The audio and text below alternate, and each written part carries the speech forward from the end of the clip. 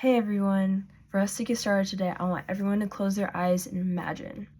I want you guys to imagine someone that is in your sports team, maybe in your school club, maybe someone that goes to your school, or maybe someone you work with. I want you to imagine that person that you don't particularly like to work with, or maybe you just don't particularly like in general. Maybe this person is arrogant and thinks very highly of themselves, like they just have a big ego. Or maybe this person's just mean. They're just rude to everyone, rude to you, and they just never give off a good vibe. Or maybe it's someone that takes you for granted, is always asking more and more from you, or maybe they're just asking more and more from others that you love. Or maybe it's just someone that flat out annoys you. Maybe they chew their gum too loud, or maybe they just walk too slow in front of you when you're trying to walk, right?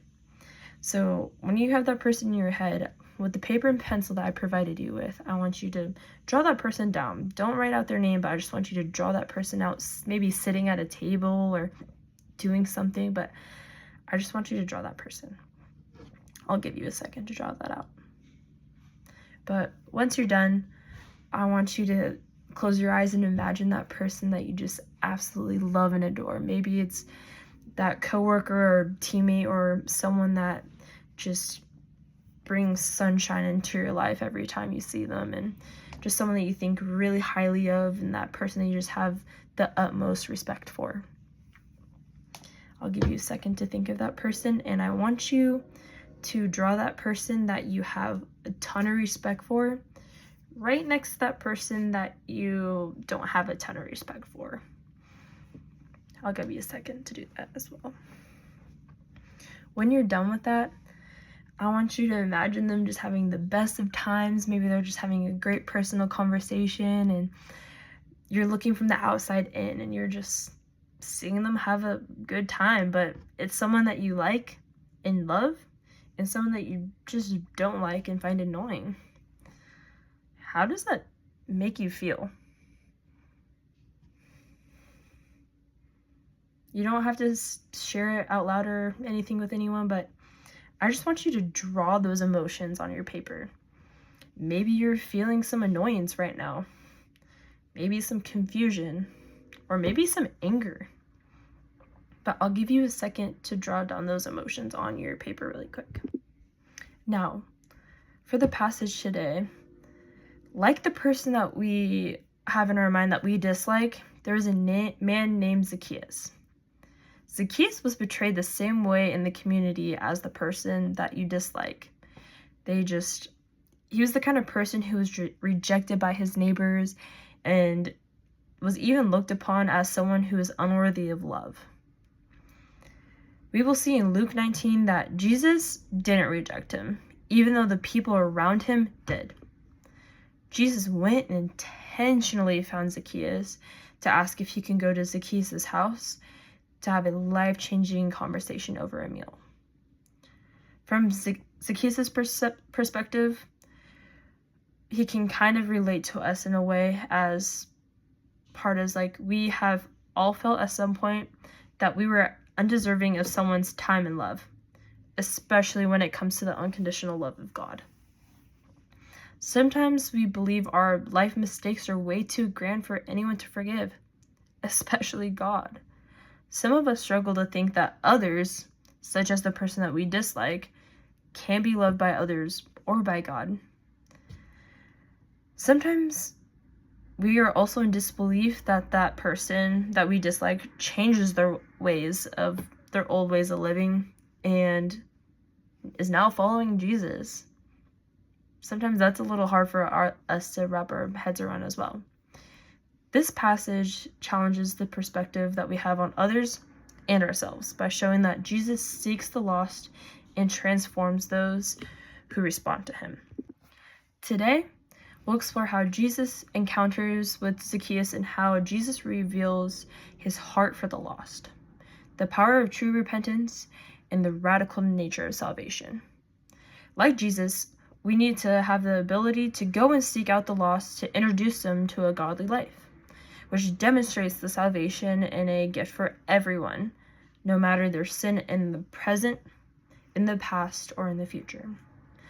As I'm giving you the background setting of this story of Zacchaeus, I want you to all draw a picture of what you think you would see if you were there when Jesus went to go approach Zacchaeus.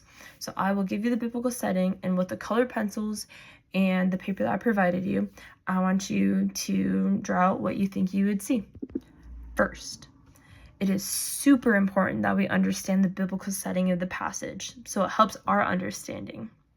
In this particular passage, Jesus is passing through Jericho on his way to Jerusalem.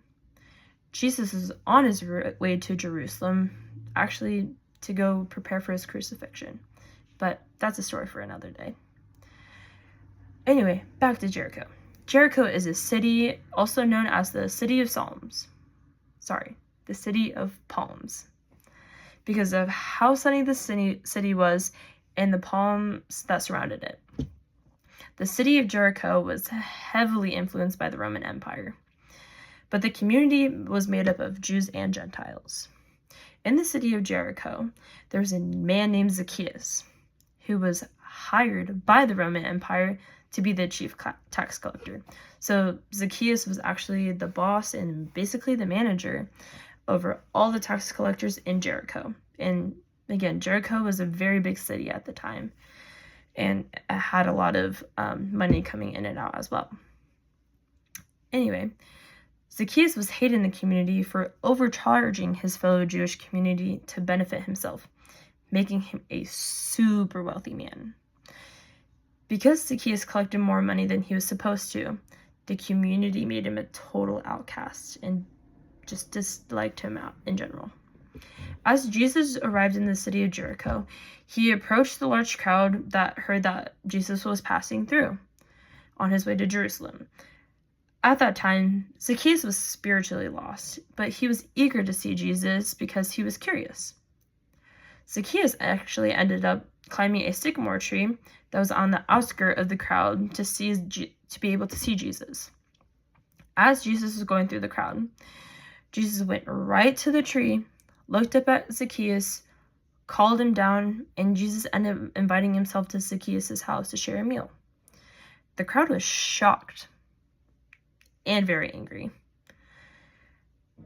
They were feeling these emotions because out of everyone there, why would Jesus approach Zacchaeus? Especially when Jesus knew that Zacchaeus has wronged so many people by cheating them, by asking for more money than they needed to give Zacchaeus.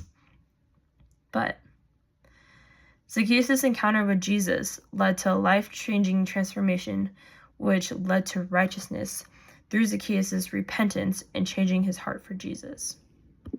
Before we move on, there's a few things that we need to know. Number one, before I read the passage, I want us to note what the crowd's reaction is going to be like. Then, secondly, I want us to look at Zacchaeus' response of his interaction with Jesus. And then 3, I want us to recognize what Jesus' declaration was. So the biblical text is Luke 19, verse 7 through 10.